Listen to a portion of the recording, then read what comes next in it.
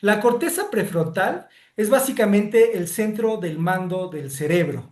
Si tuviéramos un edificio, si tuviéramos una gran corporación, todas las oficinas relacionadas a la dirección de estos grandes edificios, de esta gran corporación, se encontrarían, que es el cerebro, se encontrarían en la corteza prefrontal. Es en donde se realiza el análisis más complejo de esta información, de información que llega de todo el cerebro. Ahora, lo interesante es que también encontramos ciertas diferencias entre las diversas áreas de la corteza prefrontal. La corteza prefrontal dorsolateral, que podríamos decir que es esta región, se encuentra dorsal y lateral. La corteza prefrontal dorsolateral se asocia mayormente a procesamiento de información cognitivo. Podríamos decir que es procesamiento de información en frío, como lo podría ser, por ejemplo, un robot. Se asocia, por ejemplo, a la lógica, procesamiento matemático, a razonamiento y se dice que la corteza prefrontal dorsolateral se encuentra muy relacionada a la memoria de trabajo. La memoria de trabajo es la capacidad de mantener información en nuestra mente y manipularla. Ahora, así como la corteza prefrontal dorsolateral se asocia a procesamiento cognitivo, la corteza prefrontal ventrolateral, que se encontraría, ventromedial, perdón, que se encontraría básicamente en esta región, región ventral y mediales del cerebro, la corteza prefrontal ventromedial se asocia a procesamiento de información tipo emocional. Por ejemplo, la regulación emocional se da en la corteza prefrontal ventromedial. Tiene grandes conexiones con el sistema límbico y de esta forma, si hablamos de emociones en la corteza prefrontal, tenemos que hablar de la corteza prefrontal ventromedial. Ahora, entre la corteza prefrontal ventromedial y la corteza prefrontal dorsolateral, tenemos una región que es la corteza prefrontal ventrolateral. Esta corteza prefrontal ventrolateral básicamente lo que va a hacer es una balanza. Va a sopesar precisamente la información de sus regiones cercanas, en donde la dorsolateral es una más cognitiva, más de tipo razonamiento lógico y la ventromedial es más de información tipo emocional y la corteza prefrontal ventrolateral va a sopesar, va a balancear estos dos tipos de información y lo que va a hacer es finalmente participar en la decisión de si se comete o no cierta acción. La corteza prefrontal ventrolateral se asocia a el control inhibitorio. Se asocia a la inhibición y también la corteza prefrontal ventrolateral, no, perdón, sí, ventrolateral se asocia a la flexibilidad cognitiva. De esta forma, nos encontramos con que la corteza prefrontal ventrolateral, precisamente cuando nosotros estamos llevando a cabo una acción y le decimos a nuestro cuerpo, oye, no la hagas porque tenemos que cambiar la actividad, a eso le llamamos flexibilidad cognitiva, o no lo hagas porque es, por ejemplo, inapropiado, se va a dar entonces en la corteza prefrontal ventrolateral. Recuerden este nombre, corteza prefrontal ventrolateral. Tiene que ver con la inhibición, tiene que ver con la flexibilidad cognitiva. Y finalmente, otra parte de la corteza prefrontal es precisamente la corteza prefrontal medial. La vamos a encontrar precisamente en la región medial del cerebro y es muy interesante también la corteza prefrontal medial porque esta se encuentra asociada a la metacognición, a la autoconciencia, al entender quién soy yo.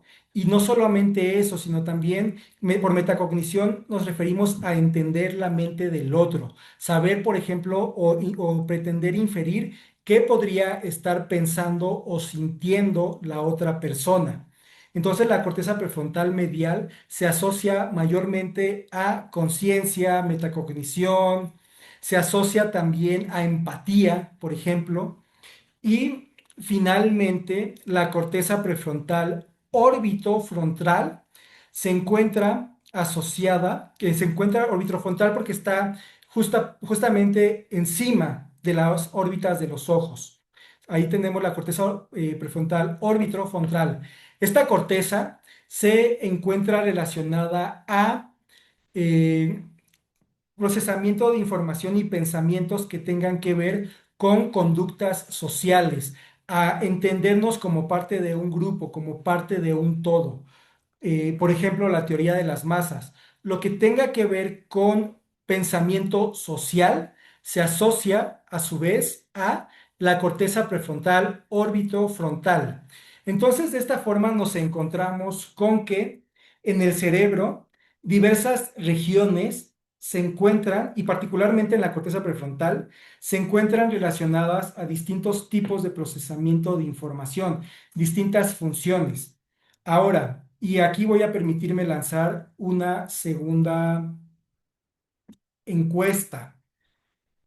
De estas regiones que hablé, ya tienen en su pantalla la encuesta. De estas regiones que hablé, dorsolateral, recuerden, memoria de trabajo, razonamiento, procesamiento de información tipo cognitivo. Ventromedial, recuerden, procesamiento emocional. Ventrolateral, recuerden, inhibición. Orbitrofrontal, recuerden, pensamiento social. De estas regiones de la corteza prefrontal, ¿ustedes cuál creen que se encuentra más relacionada con el engaño?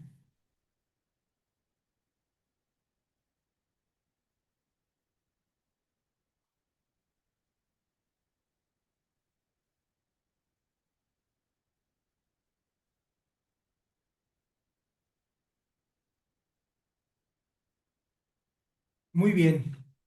Sí, muy bien. Lo cierto es que aquí no va a haber una respuesta única. De hecho, es parte de lo que se está estudiando, pero podemos encontrar con que cada región tiene que ver distintas funciones precisamente como parte del engaño. Cuando una persona engaña, requiere precisamente manipular cierta información. Va a requerir llevar a su mente cierta información y va a requerir manipularla, va a requerir cambiarla. Entonces, sí va a requerir una gran actividad de la corteza prefrontal dorsolateral. Pero, por supuesto, también las emociones van a influir en el hecho de elegir irse por una, en este caso, por una decisión, elegir engañar, entonces también vamos a encontrar activación de la corteza prefrontal ventromedial.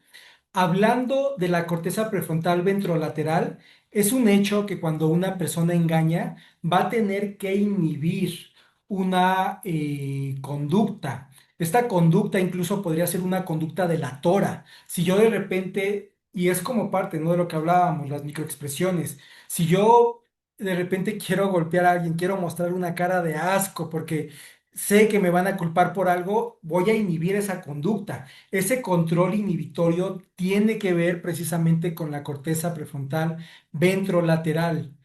Y curiosamente, la corteza prefrontal orbitrofrontal, y precisamente aquí veo que es la que menos se eligió, lo cierto es que sí podría ser también la que menos esté relacionada con el engaño. De hecho, se dice que personas psicópatas o con rasgos psicopáticos tienen daños en la corteza prefrontal orbitrofrontal. Básicamente son muy egocéntricos, les importan ellos mismos y no les importa lo que le vaya a pasar al vecino. Se dice que personas con rasgos psicopáticos tienen precisamente alteraciones en la corteza prefrontal o vitrofrontal que hace que no tengan un comportamiento social como sería el esperado. Entonces puede que la corteza prefrontal o vitrofrontal no muestre una gran activación ante el engaño, pero en resumen, entonces sí, podemos encontrar una gran activación de la corteza prefrontal dorsolateral asociada a manipular la información, una gran activación de la corteza prefrontal ventromedial asociada a las emociones que implican engañar, por supuesto también una gran activación de la corteza prefrontal ventrolateral asociada a la inhibición que una persona requiere, inhibición conductual y también inhibición incluso verbal, inhibición cognitiva, para no decir cosas que lo pudieran delatar. Finalmente, y aquí llegamos a un punto también importante. Cuando una persona engaña, básicamente lo que vamos a observar entonces es una mayor activación.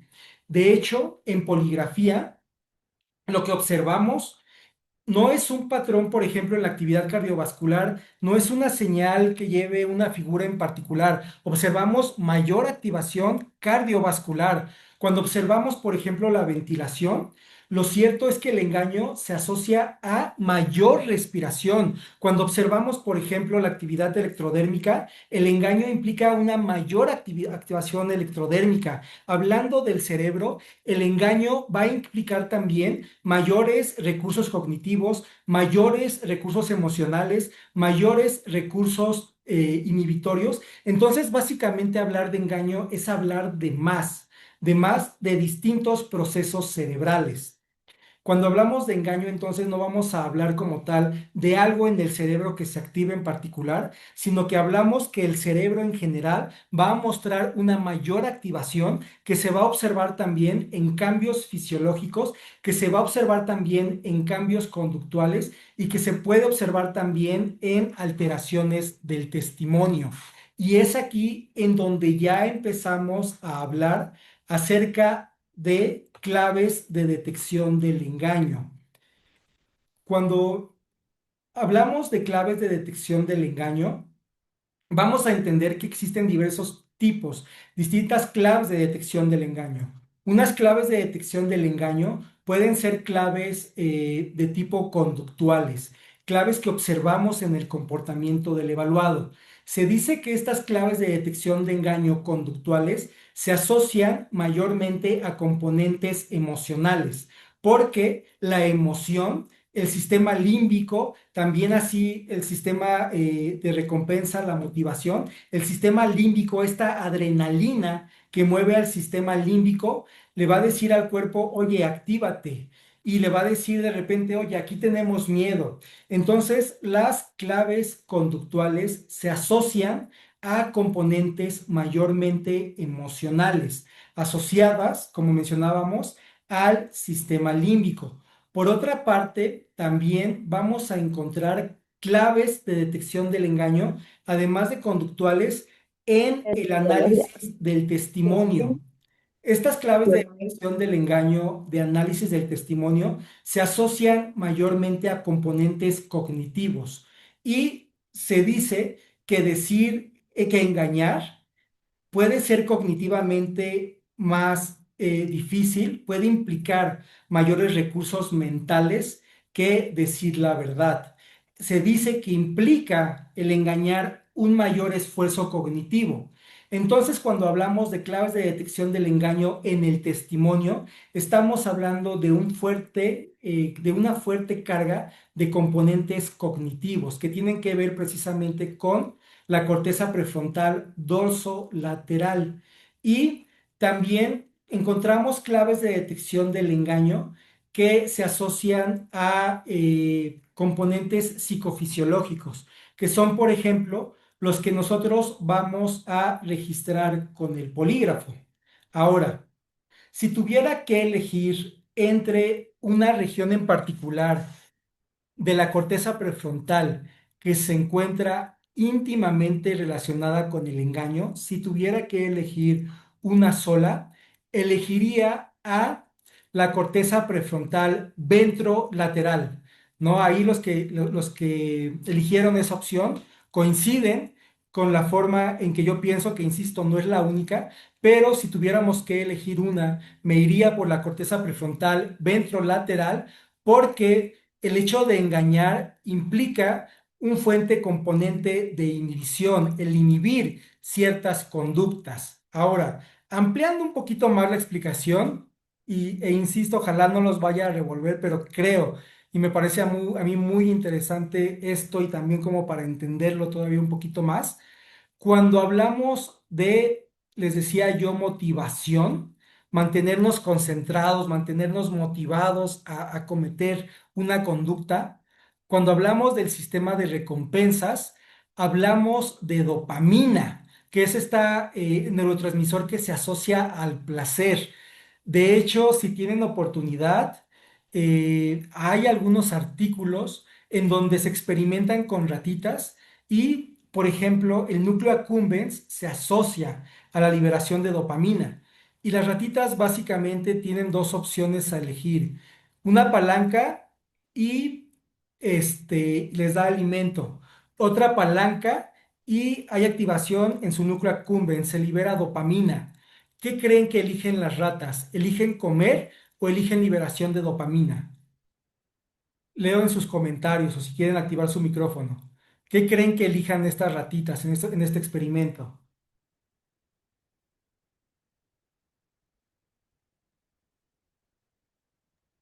Dopamina. Eligen dopamina. Básicamente lo que pasa es que las ratas mueren de hambre, les es lo más satisfactorio. Y de hecho, por ejemplo, el consumo de drogas se asocia a la liberación de dopamina. No importa si no comes, no importa si no duermes, no importa si no, si tienes sed, funciones incluso vitales, la dopamina lleva precisamente a adicciones. Entonces el sistema de recompensa se asocia a la liberación de dopamina.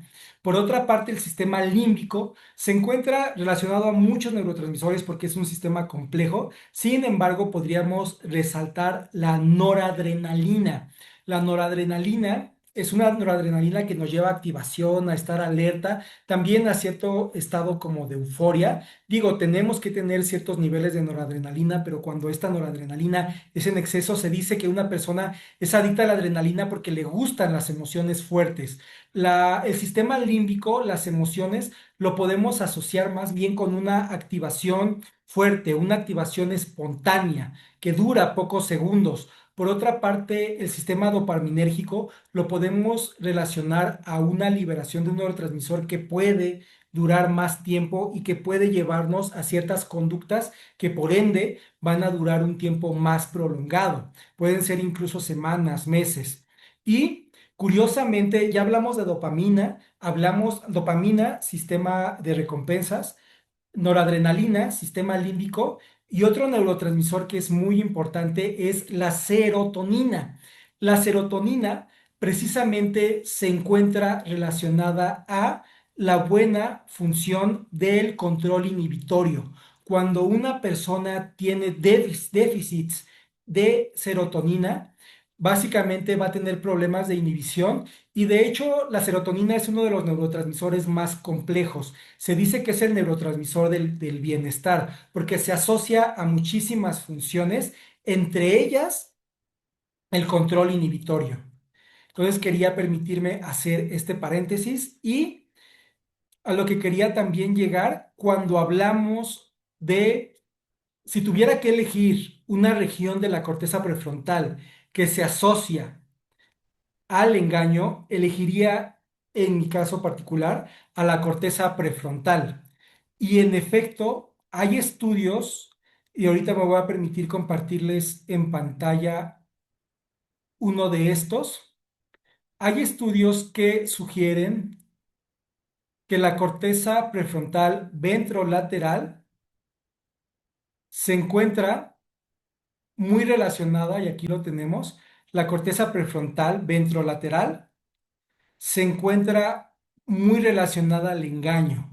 Estudios con resonancia magnética funcional han encontrado, sí, una gran activación de distintas regiones cerebrales, pero particularmente y mayormente de la corteza prefrontal ventrolateral, esta corteza que tiene que ver con la inhibición, con la flexibilidad cognitiva, con el engaño. Si tuviéramos que elegir un locus del engaño, por lo menos hasta ahorita lo que yo he estudiado, elegiría a la corteza prefrontal ventrolateral, porque implica engañar una gran activación del control inhibitorio, grandes esfuerzos para inhibir tanto conductas que nosotros podemos expresar en nuestros movimientos, como también inhibición cognitiva, no delatarnos, no decir cosas que podrían delatar en nuestro testimonio.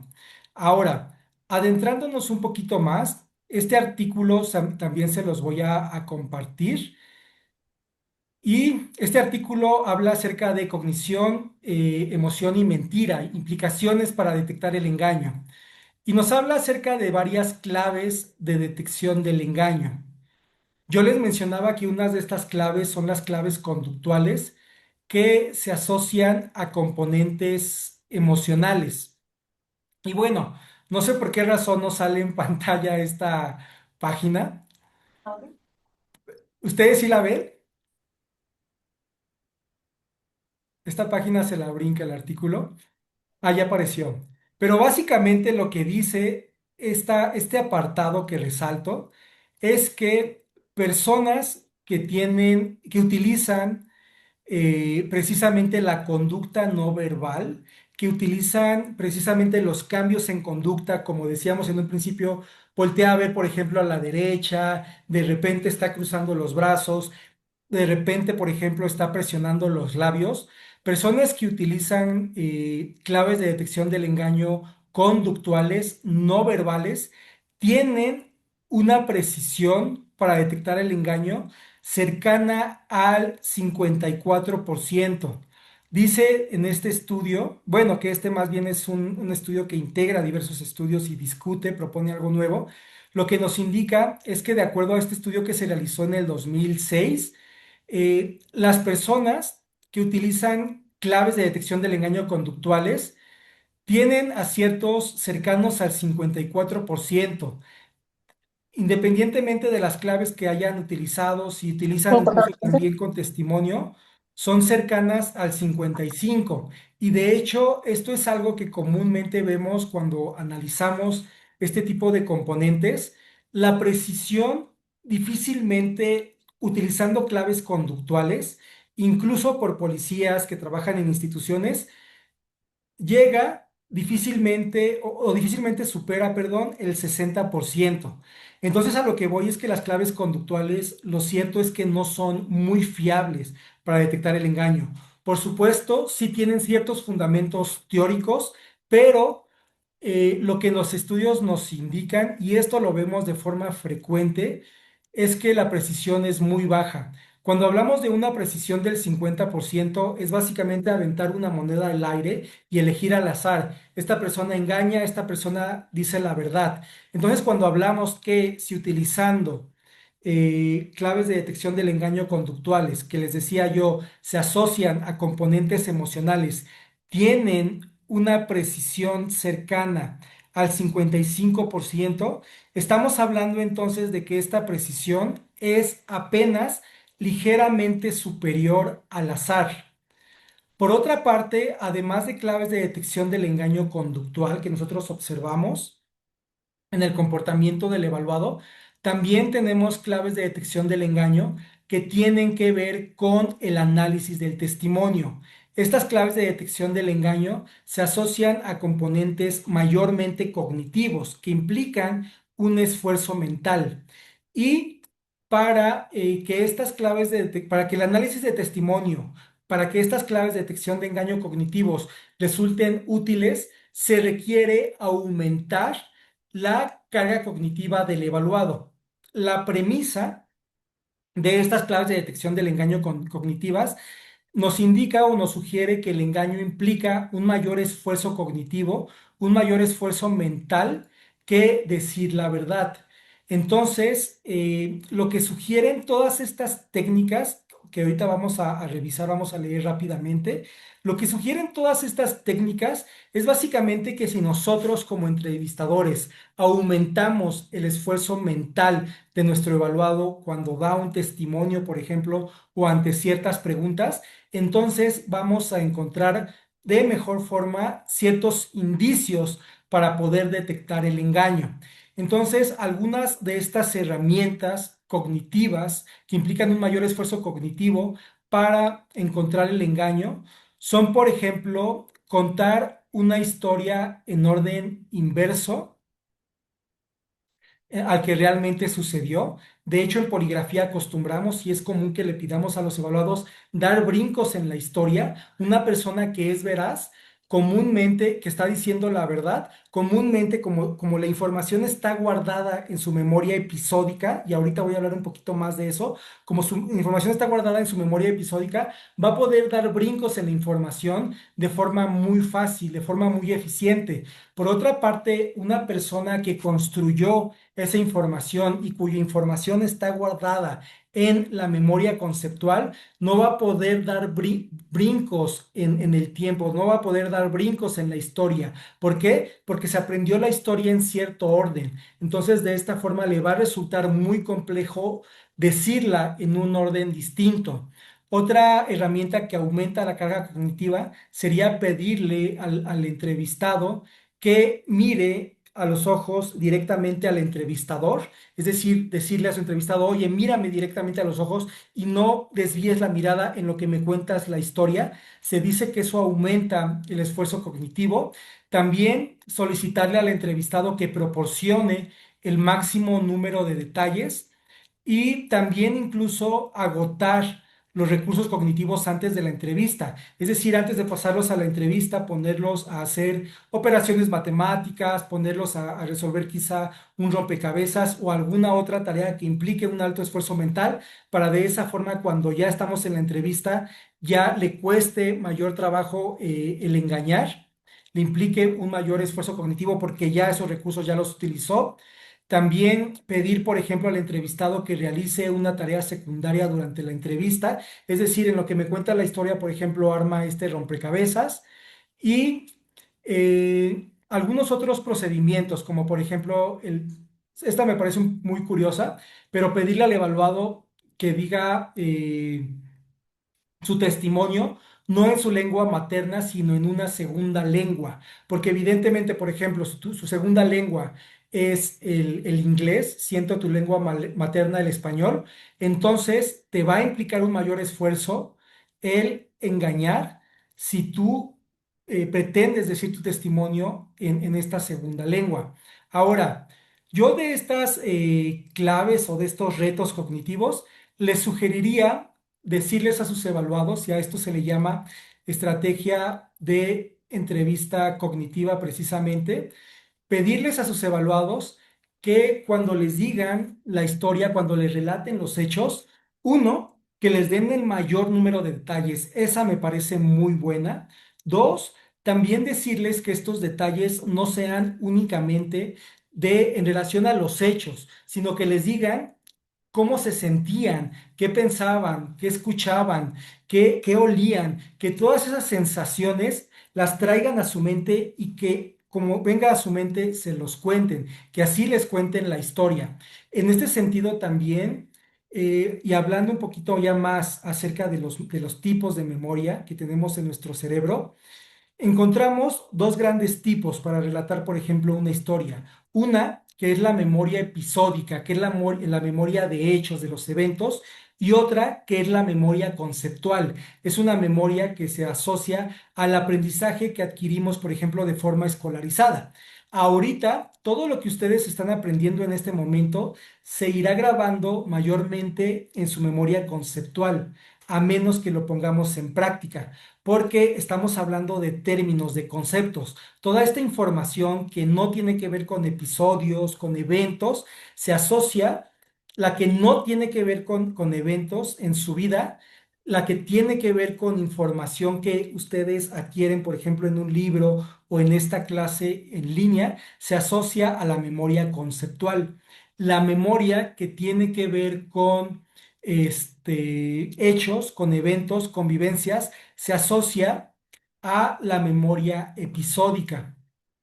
Ahora, curiosamente, cuando una persona dice la verdad, aquí va a ser al revés.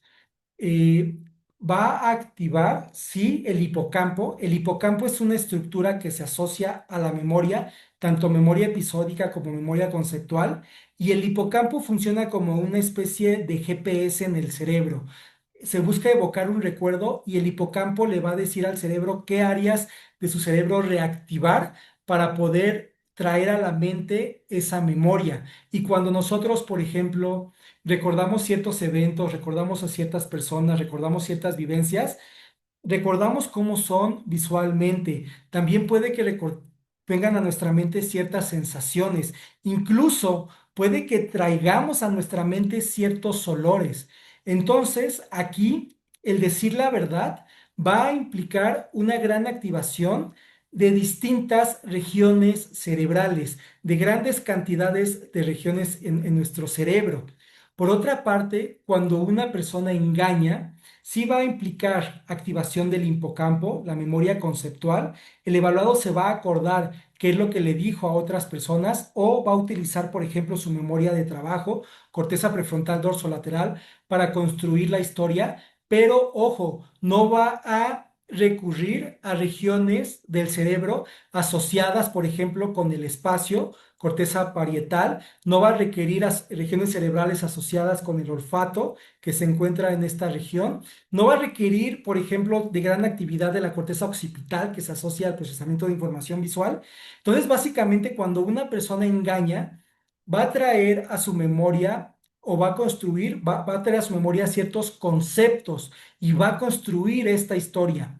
Esto nos va a permitir también encontrar grandes diferencias entre un testimonio veraz y un testimonio de engaño. Un testimonio veraz va a ser rico de experiencias y de detalles que tienen que ver con cuestiones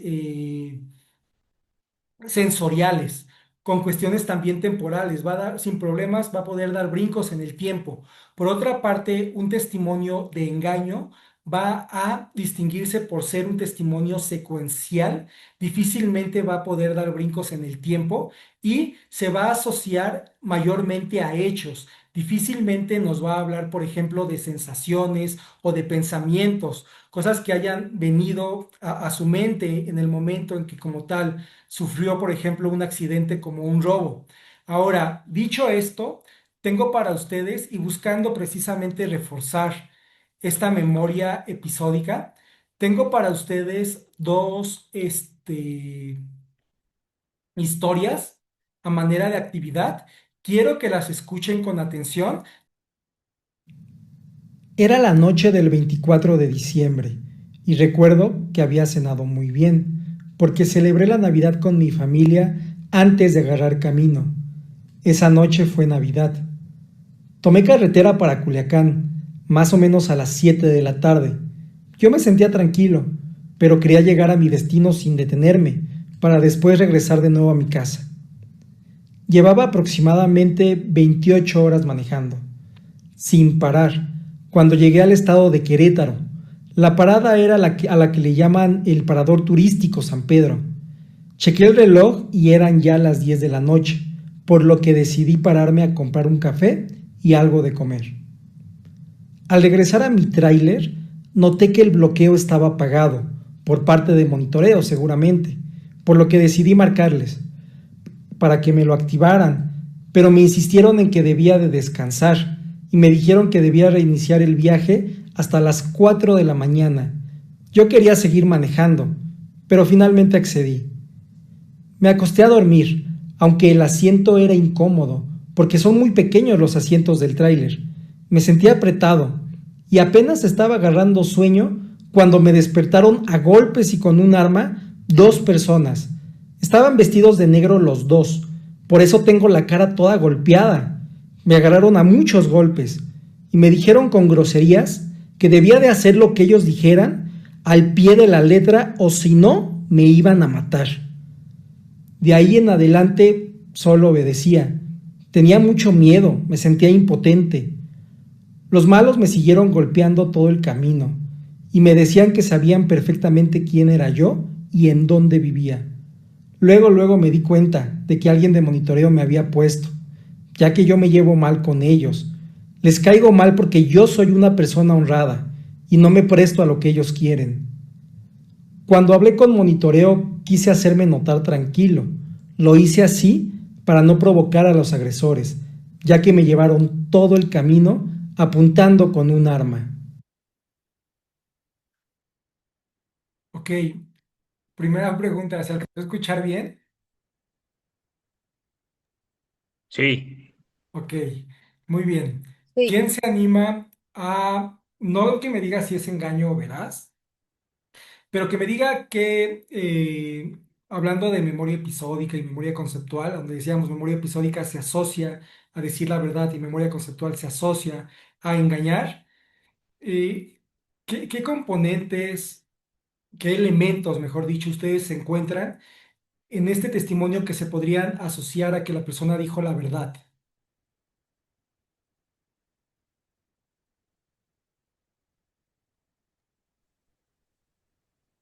Pues empezó a narrar, o sea, empezó a meter detalles, o sea, específicos al principio. Después siento que se fue ya por generales, o sea, empezó muy bien y ya después como que se fue ampliando la información de manera muy general, ya no fue tan específico cuando pasó a la parte del robo.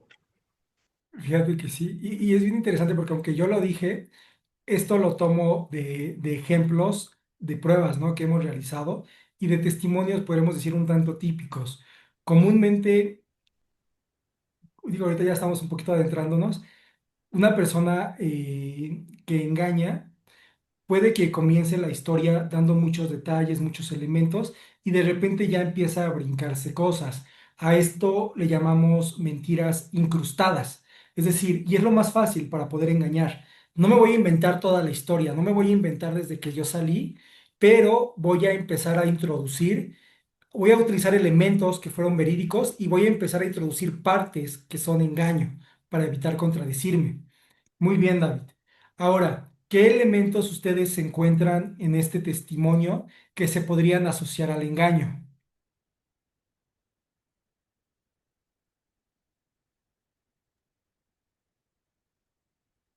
Pues justamente, digo, si me permites, cuando él dice que cuando le hablan de monitoreo, él trata de estar tranquilo.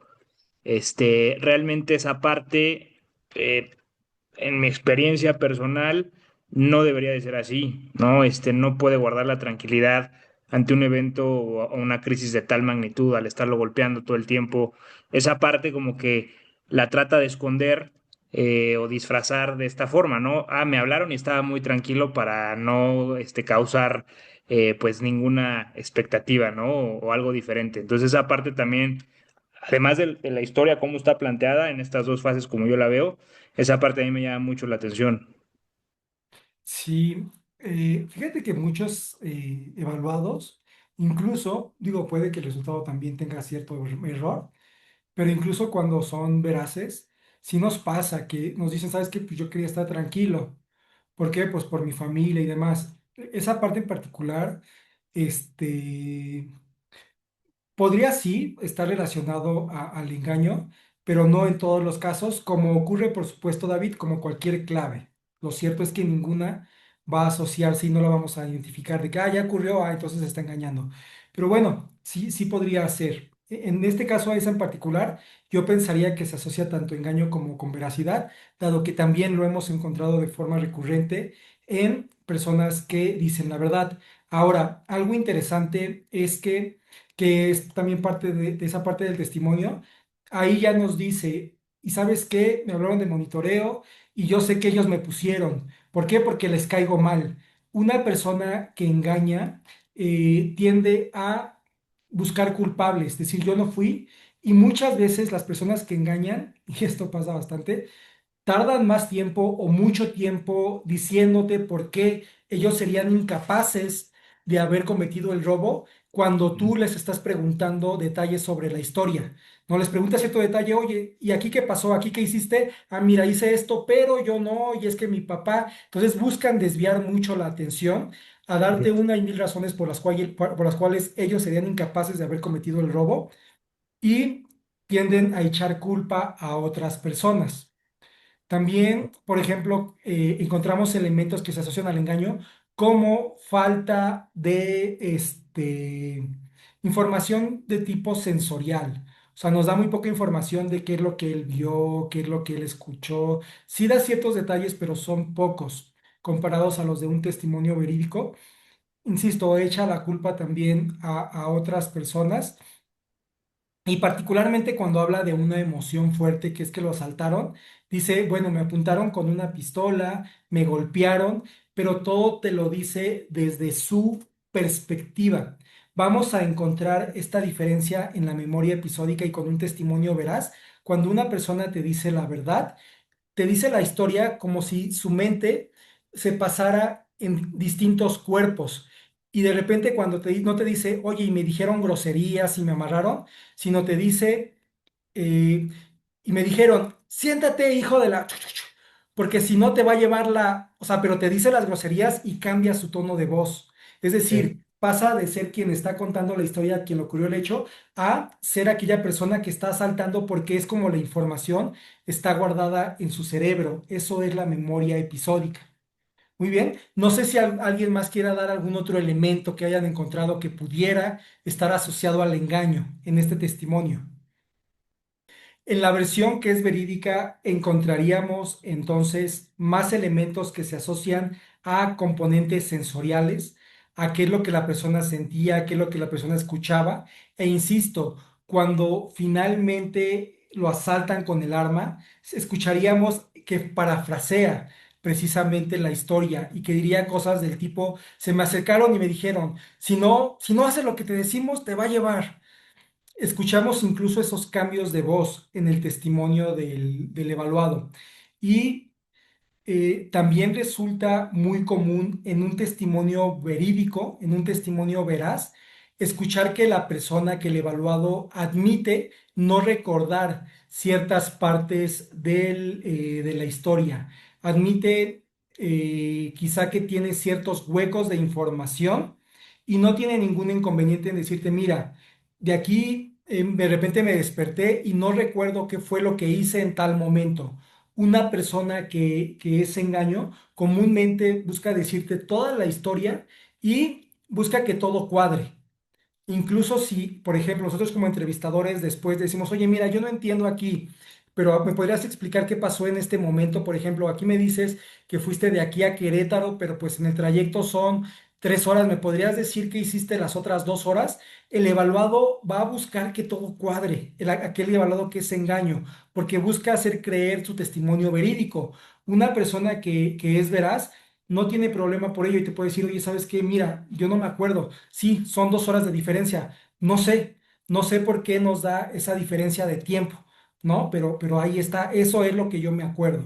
Muy bien, quedan claras las diferencias entre un testimonio verídico y un testimonio de engaño, analizándolo desde una perspectiva de la memoria episódica para el veraz y una